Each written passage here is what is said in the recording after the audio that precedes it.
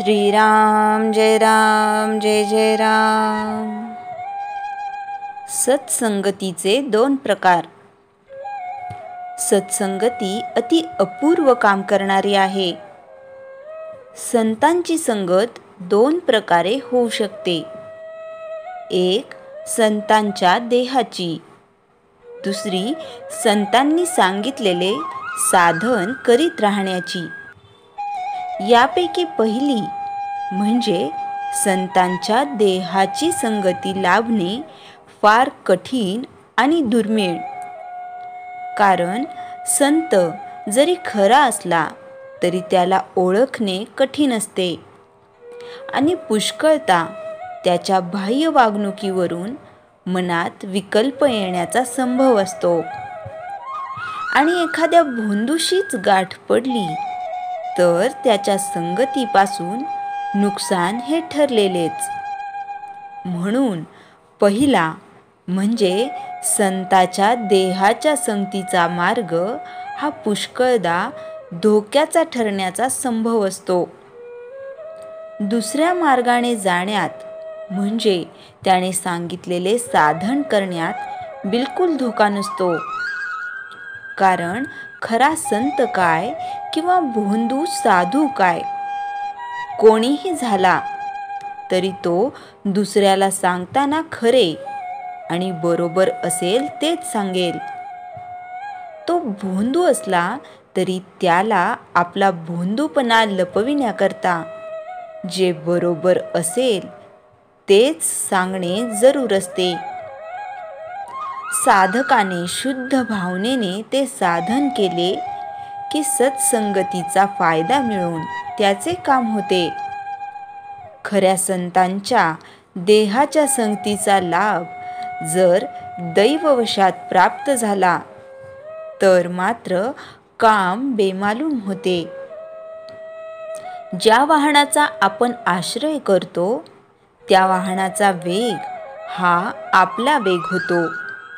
फक्त त्या वाहनात निश्चल बसून राहणे एवढेच आपले काम असते। तसे आपण खऱ्या संताजवळ नुसते पडून राहावे। संतांच्या संगतीत आपली कृती अशी काहीच नसते, नुसते अस्तित्व असते। त्यामुळे अहंकाराला वाव न राहून वासनेचा क्षय व्हायला फार मदत होते। तुकाराम महाराजांनी देवाजवळ धनसंपदा मागितली नाही, मुक्ती देखील नको असे म्हटले, फक्त सत्संगती दे असे म्हटले। संतसंगाने नाम घेण्याची बुद्धी येते। बुद्धीची स्थिरता ठेवणे हे फक्त नामानेच साधेल। नाम जरूर तेवढे ठेवते आणि बाकीचे नष्ट करून टाकते, पण अनन्य भावाने नाम घ्यावे। नाम घेता घेता बुद्धीला स्थिरता येते आणि मग मनात विकल्प न येता संतांच्या देहाच्या संगतीचा खरा फायदा घेता येतो। संत संगतीत कष्टाशिवाय ईश्वर प्राप्ती होते। संत संगतीत साधने आपोआप होत असतात। त्यांच्या पूजनाबरोबर पूजन, भजनाबरोबर भजन, श्रवणाबरोबर श्रवण, स्मरणाबरोबर स्मरण आपोआप होते। संत संगतीत स्वतःची विस्मृती होते आणि नामस्मरण घडते। म्हणून प्रयत्नाने संत संगती करावी, तिथे प्रारब्ध आणू नये। संत संगतीत राहून नाम घेतले तर देहबुद्धीच्या कोंडीतून बाहेर पडता येते। श्रीराम जय जय राम। चैतन्यवाणी। संतांना जे आवडते ते आपल्याला आवडणे म्हणजे त्यांचा समागम करणे होय।